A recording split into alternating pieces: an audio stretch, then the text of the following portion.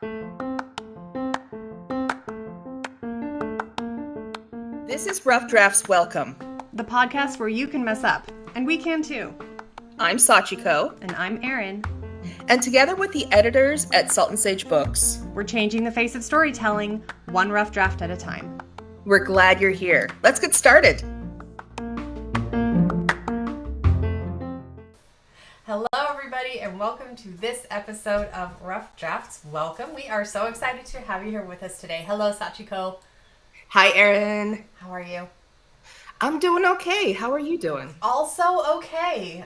We are here. We are moving through the dark times, like the literal dark. It's just really dark here. Finding the things that will bring us through. Yes. Amen. Okay, so today we wanted to talk about the kind of a twofold thing. First, the real pressure that people get about monetizing their hobbies. And then I know, Sachiko, you want to talk about like in defense of not monetizing them at all. Right. So I'll start first and talk about like how I very first came to writing. It was absolutely a hobby. And I think this is probably true for a lot of people, that we started writing because it felt nice and we had a story to tell and we wanted to write things down. And writing just hits something that feels good. For me, that's what it is anyway. And it's like when I don't write for a long period of time, I'm less happy than when I am writing. So I was writing just because it felt nice. It was a creative expression. And then I wanted people to read it, but initially I didn't have a very big interest in having a lot of people read my stuff. I mostly just passed it to my sister, and they would say, wow, good job. And that was pretty much me. I didn't feel like I wanted very much more than that. And then, things shifted and grew and changed, and now I have a bunch of books out under a pen name, and I'm working on my traditionally published stuff as well. But the things that have shifted in me, going from writing a hobby, writing just for me, versus writing for an imaginary audience, versus like tending to monetize it, is a very different feel. Mm-hmm. Yes. And we encounter this all the time. We're literally a business, we encounter this all the time. We're literally a business, right? We are made to help people edit and take their whatever their piece is, written or video game or whatever, to the next level. And commercial considerations are very different than creative considerations. And often creativity is fueled by, what is our emotional need? We're meeting an emotional need. So, does a commercial endeavor always meet an emotional need? Sometimes, yes. When does a creative endeavor meet an emotional need, or a commercial endeavor? For me, when I was a single mother of 7, I really liked having grocery money. That was a great feeling. That was a great motivator. So here's a personal example. Let's see, but as you know, Erin. Right now, okay. So Bob. Here's a personal example. As you know, Erin. As you know, Bob.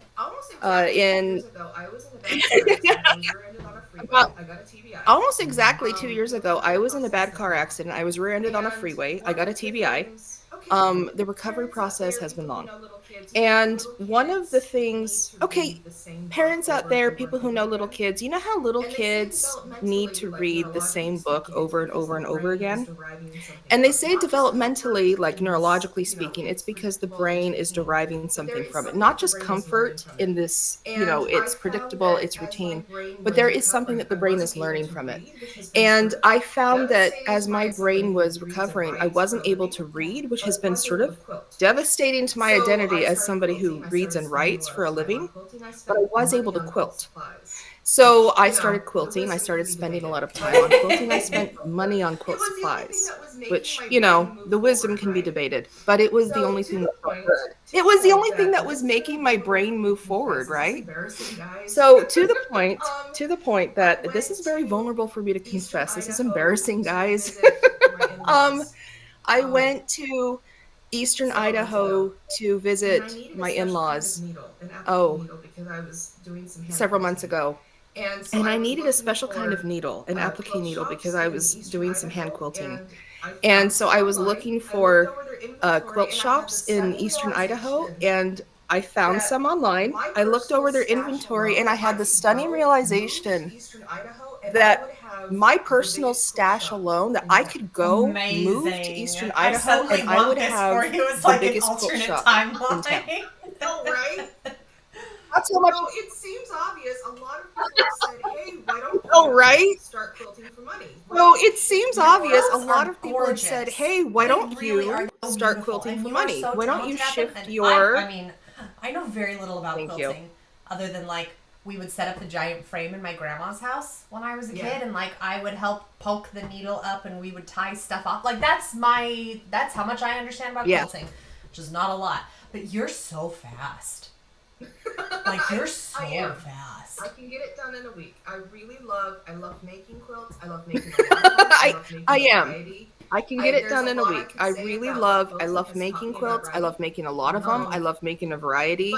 But There's a lot I could you say know, about what as you know, quilting has taught also, me about I writing. lost one of my income streams. I lost a job But recently. And so, I did look into you quilting. know, Now, as one you of know, my previous also, jobs I was lost writing one of my copy income for streams. I lost a Etsy job shops. recently, and so I did look into quilting. Now, one of my Selling things previous on jobs Etsy was teaches writing you a lot about copy the for commercial side of a business, Etsy especially shops. a creatively born business. Selling And things on Etsy there teaches you a is lot about the definitely a commercial huge side of a gulf business, between especially a finding creatively something you love born to do business. and And creating something people love there to buy. is definitely a huge gulf And between Oh, that's a finding something you love to do and because it's not creating just something selling people it, love but to it's buy. making something that people love And to buy. in that gulf, There is a difference.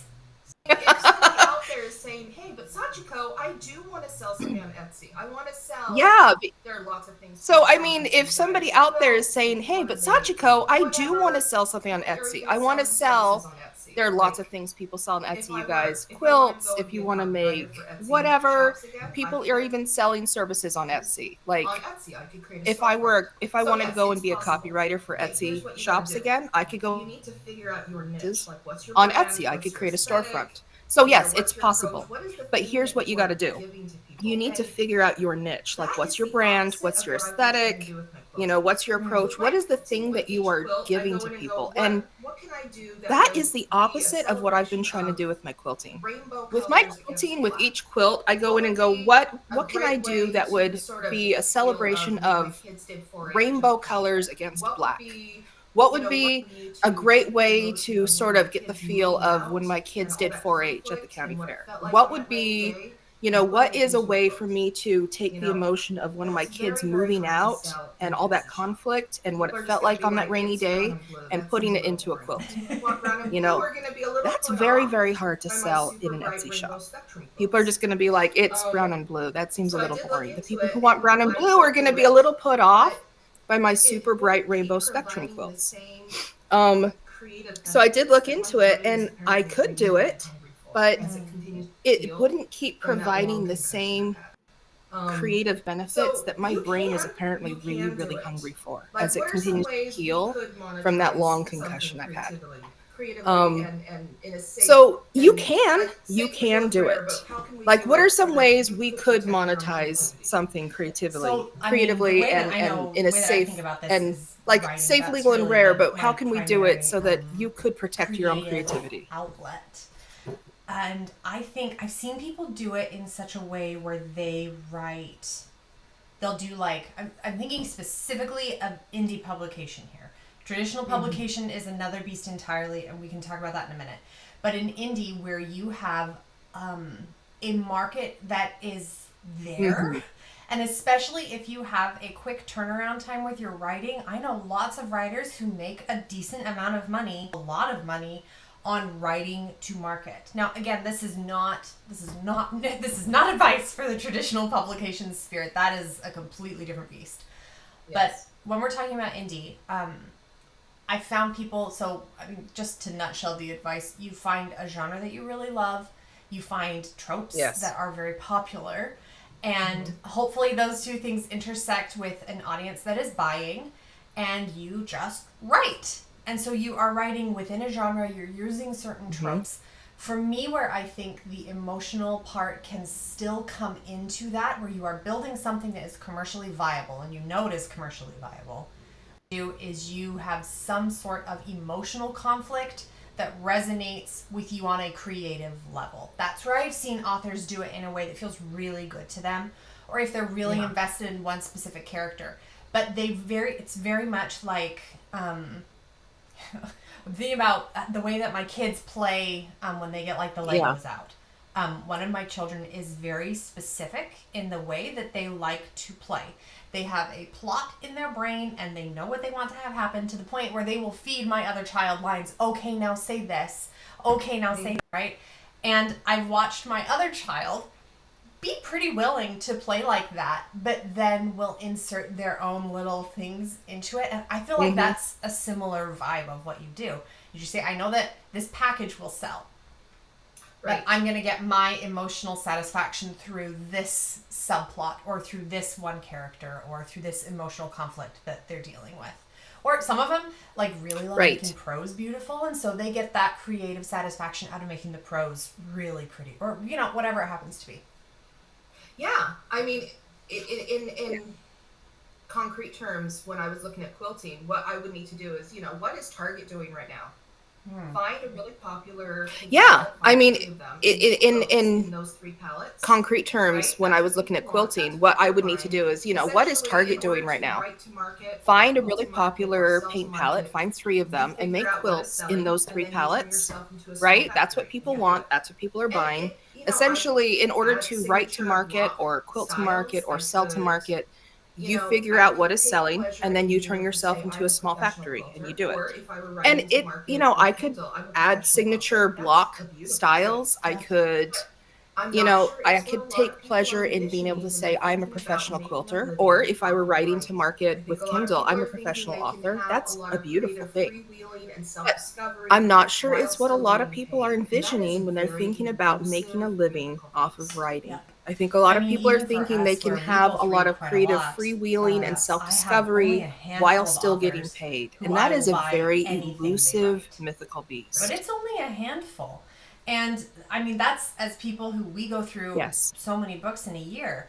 I'm 99% sure you read way more than I do, for the record. Right. But like, there's only a handful of people where I'm like, oh my goodness, they came out with a new book. It's an instant buy for me. Like, I don't even have to read what it's about, because I know I'm going to love it. But I will always, if Alona Andrews is on the cover, if that name is on the cover, I am buying it with no questions asked. And even though many of the I want to point out, like, I will always, if Alona Andrews is on the cover, if that name is on the cover, I am buying it with no questions asked. But even though there are a lot of different stories and series and Alona Andrews writes, they all have that signature Alona Andrews style. They are all a brand, and Alona Andrews has done an amazing job creating that brand.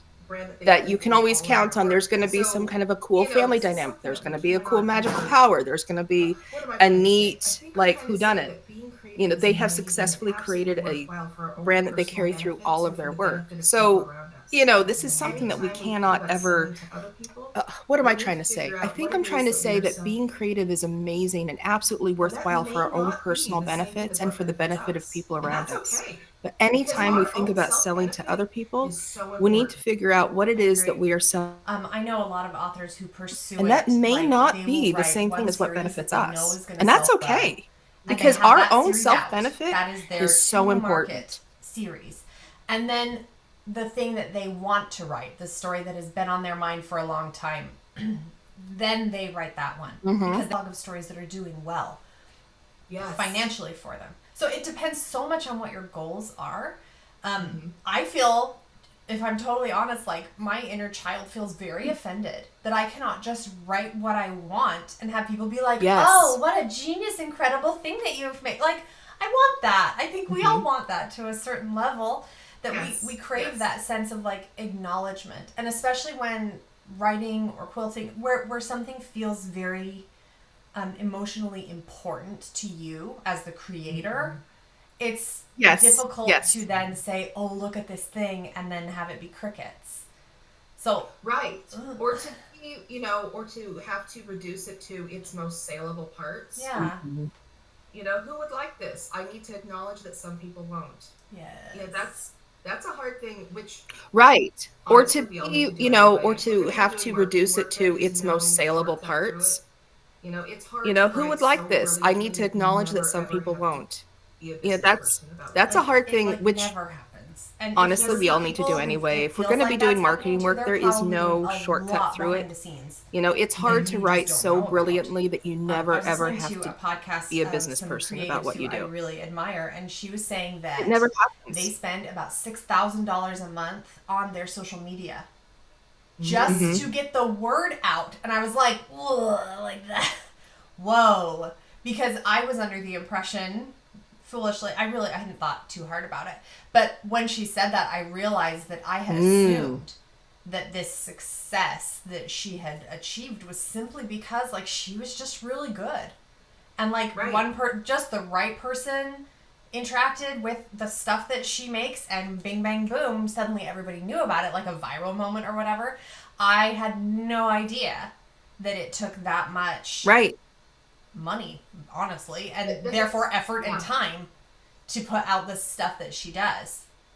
That is decisions made and checks written, and everything is very deliberate. Yeah. So you tell me, because you have a lot more experience in traditional publishing. My sense of traditional publishing when it comes to creative endeavor, that it's decisions made and checks written, and everything is very deliberate. So you tell me, because you have a lot more experience in traditional publishing. My sense of traditional publishing when it comes to creative endeavor is that if somebody creates a beautifully brilliant book idea and writes in such a way that it looks like they can follow through on it, that they don't necessarily have to do that work, because they are applying to publishing houses, to gatekeepers, who are still doing the same work that we would have to do as indie pub. What are the trends right now? What is mostly on trend, but a little bit ahead or a little bit different? So somebody is still making those decisions, but how would it be different if you are trying to win that lottery of getting traditionally published?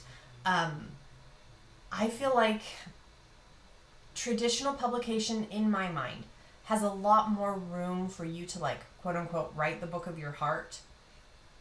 However, I feel like traditional publication also has the added burdens of a lot of financial possibility.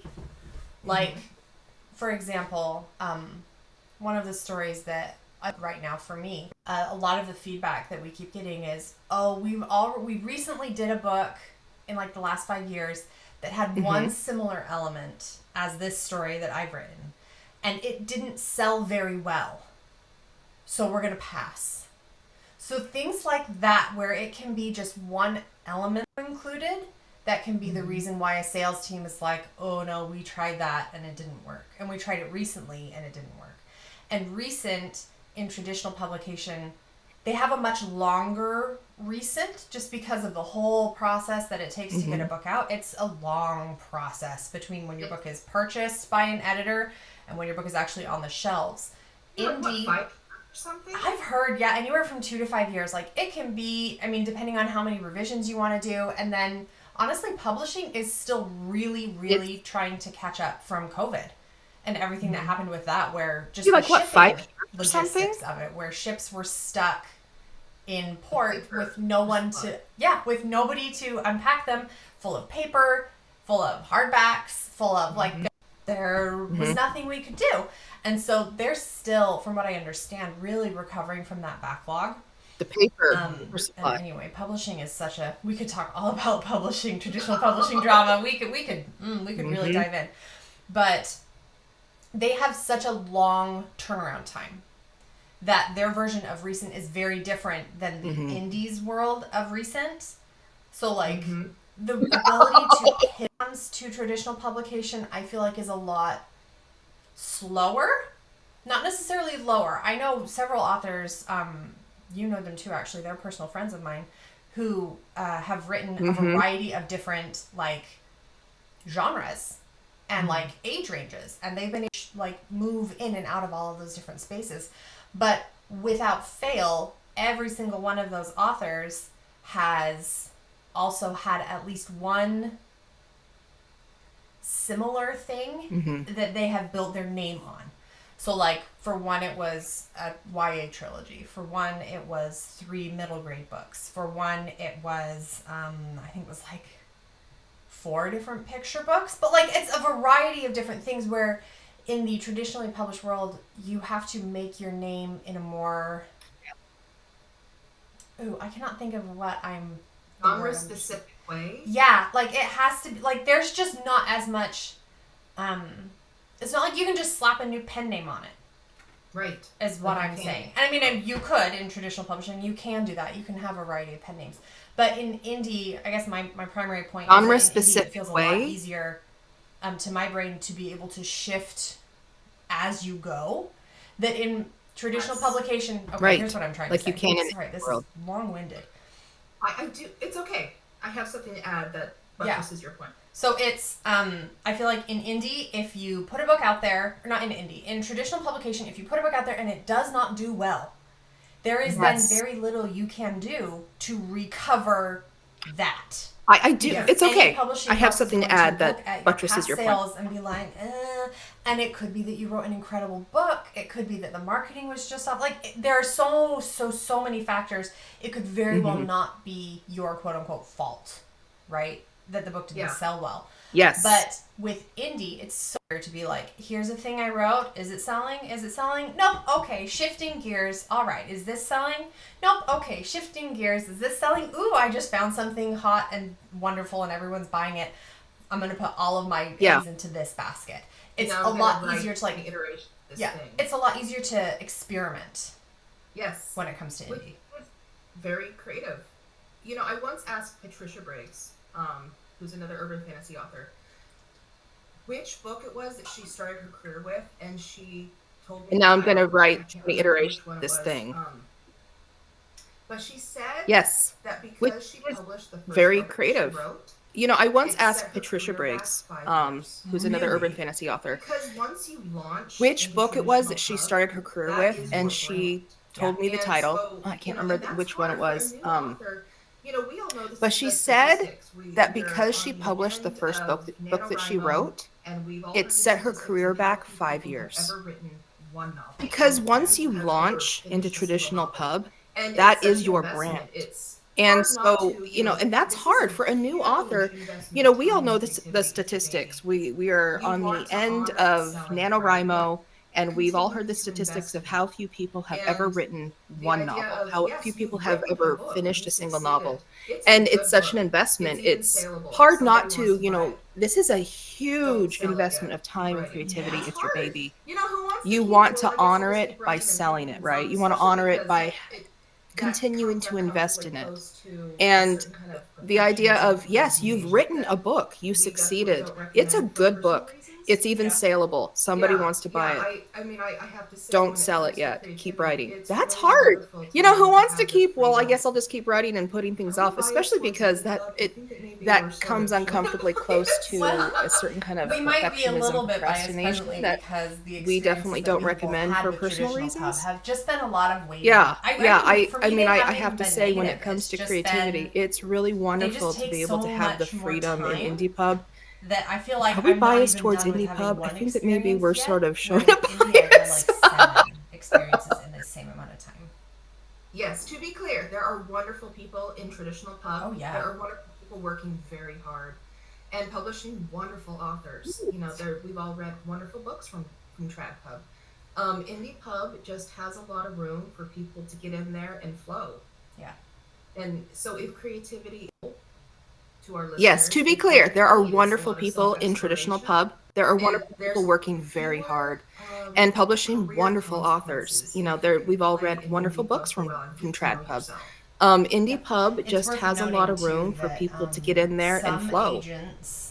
And so if creativity is your goal, to our listeners, if what you need is a lot of self-exploration, there's fewer career consequences if you can play an indie pub for a while and get to know yourself. But I think indie is it's an interesting space to be able to figure out whether or not you actually want to do the work that monetizing your hobby would require. Mm-hmm. Because you see quickly the things that need to happen. in order to actually sell your book. And it's a whole process. We'll go through the whole indie process in another podcast. But I feel like that's a good way to see, like, am I okay with the marketing? Am I okay with the sales? Am I okay with being the one who does all of that? Does this give me the satisfaction that I thought that it would?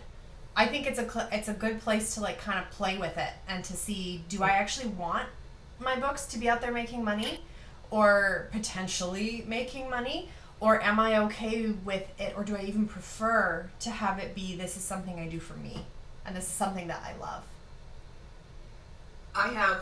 Because right now I'm translating everything into quilting because that's where my creativity is the liveliest at the moment.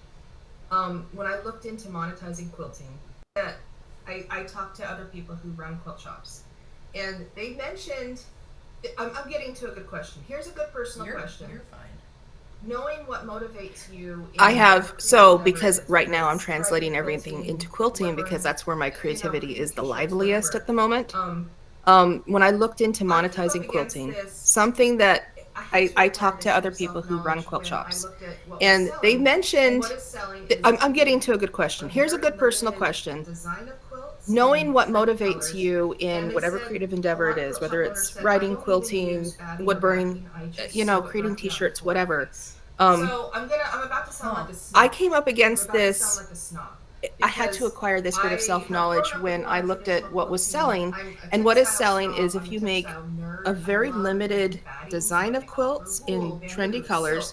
And they said, a lot of quilt shop owners said, I don't even use batting or backing. I just sew it directly on the polar fleece. So I'm about to sound like a snob.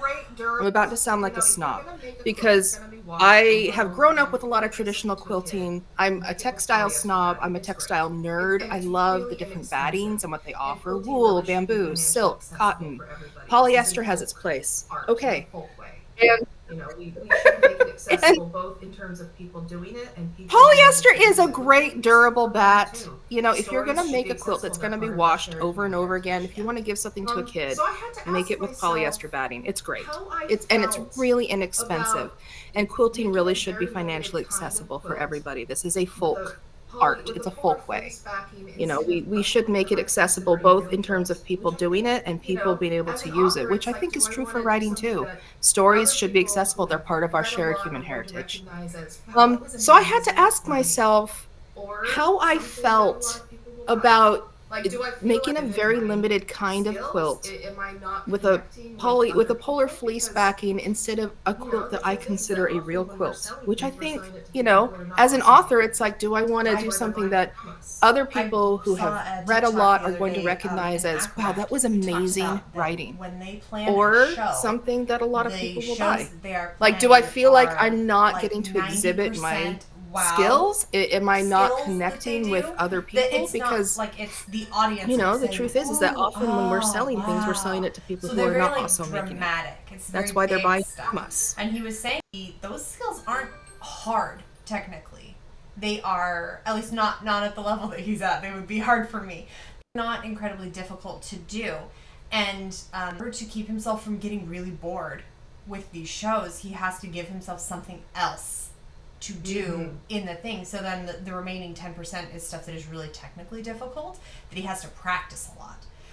And those, I think that is how you kind of make it work. You have to find that really fine balance between stuff that will make your audience be like, ooh, ah, and this stuff that also makes your brain go, ooh, ah. You have to have both. Or for me anyway, I have to have both. Or it starts to feel like I'm just doing this hopeless slog towards I despise.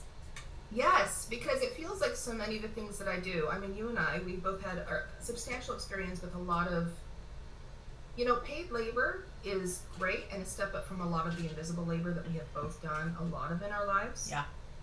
I know a lot of people who are like us, especially those of us who have grown up in a culture where invisible labor is expected of people who are female, AFAB. Having Yes, because it feels like so many of the things that I do. I mean, you and I, we both had a substantial experience with a lot of, paid labor is great and a step up from a lot of the invisible labor that we have both done a lot of in our lives. I know a lot of Yes. people who are like I us, think especially that those of there us who have grown is, up in a culture especially where invisible within, labor is it's a expected cultural of thing for people who me, are female, this AFAB. idea that Having whatever turning something I that do we for love into money paid labor is should still better not than then take unpaid, away from my but it isn't ability necessarily to better than drop getting to have a everything creative and outlet where we are manage my sovereign. family and my And I home think a lot of us are and my home missing life. And again, sovereignty. this is very culturally specific to me. You might have a totally different thing. I know you and I have kind of a similar feeling about that since we've talked about it before. But that idea of sovereignty, where I can be my own person and I get to decide what happens and I am only responsible to myself and only accountable to myself, is immensely freeing. And I see how people then immediately are like, if I could make money off of this, it would be money that is unattached to anyone else. It is mine. And that sense of being your own person is incredibly reachable with writing your own stories or making your own quilts or whatever it happens to be, where you're like, this is mine. I'm not doing this for anyone except me. That is really healing. And I don't think you have to monetize it if you don't want to, or if it stresses you out, or if it takes some of the joy away from it, then don't. Yeah, I mean, I don't know about you, but right now, I mean, you've talked you needing to have a certain amount of projects to keep yourself going, and I mean, I've watched you. You're a productivity beast, you know, and with your amazing spreadsheet and a lot of the stuff that you write, you're not necessarily selling. You're writing it for you. You're writing it to refine yourself. You're writing it to explore, and it's absolutely amazing.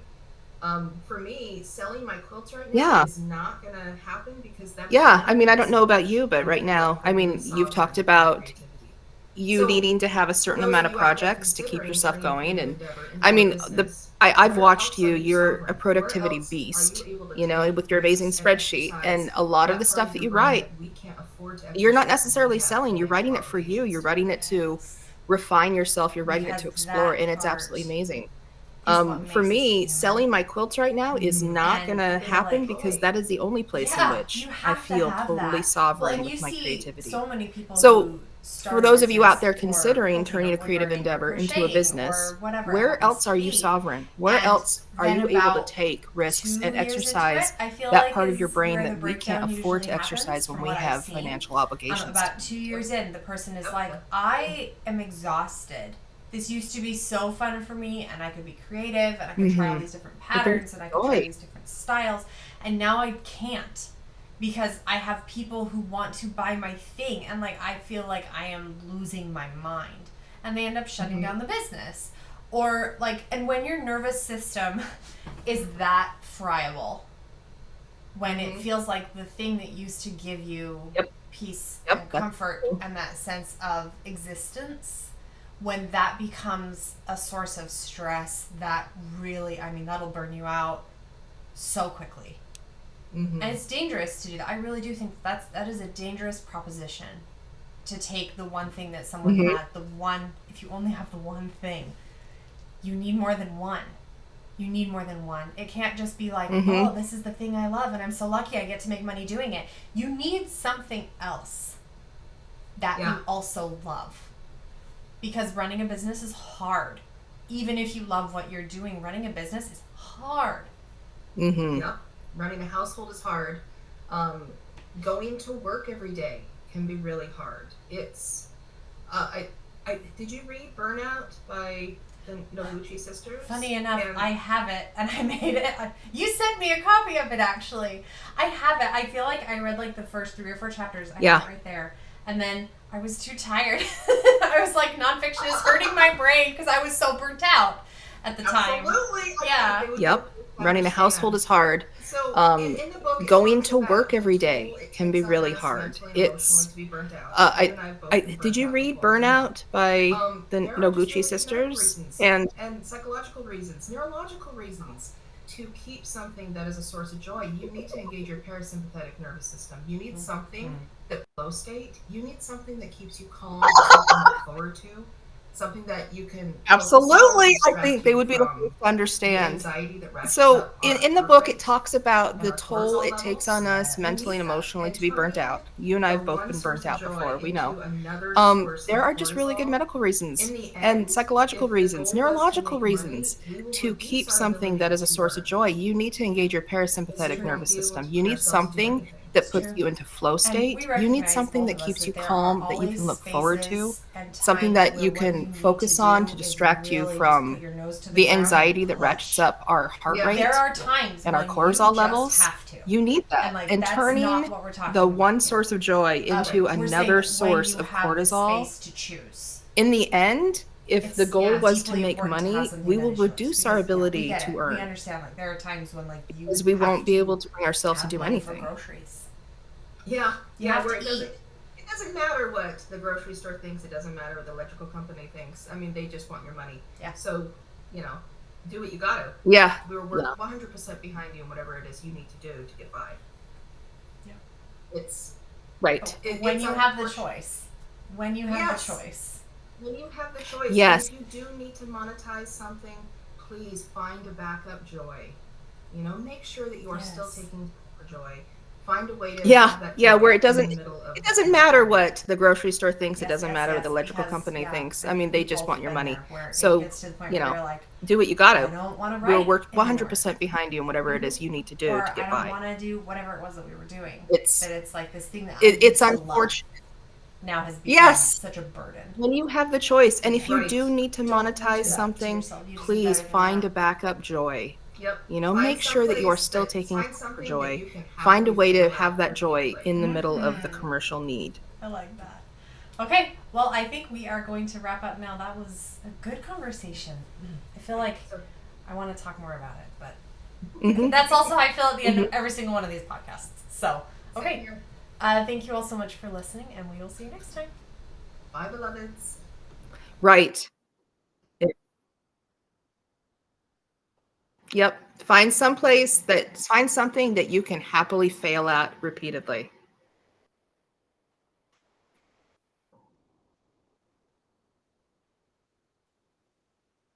I think so.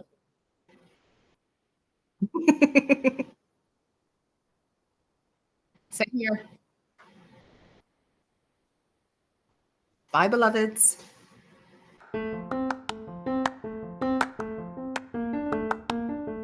This has been Rough Drafts Welcome. Thank you so much for listening. Got any questions? We would love to hear them.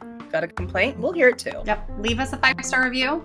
Pretty please, and thank you. And if you want to book with Salt and Sage Books or learn anything else about what we do, or if you want to work with us or take our courses or blah, blah, blah, blah, you can find us at www.saltandsagebooks.com, and we're all over social media too. We sure are. And we'll see you next time. Bye. Bye.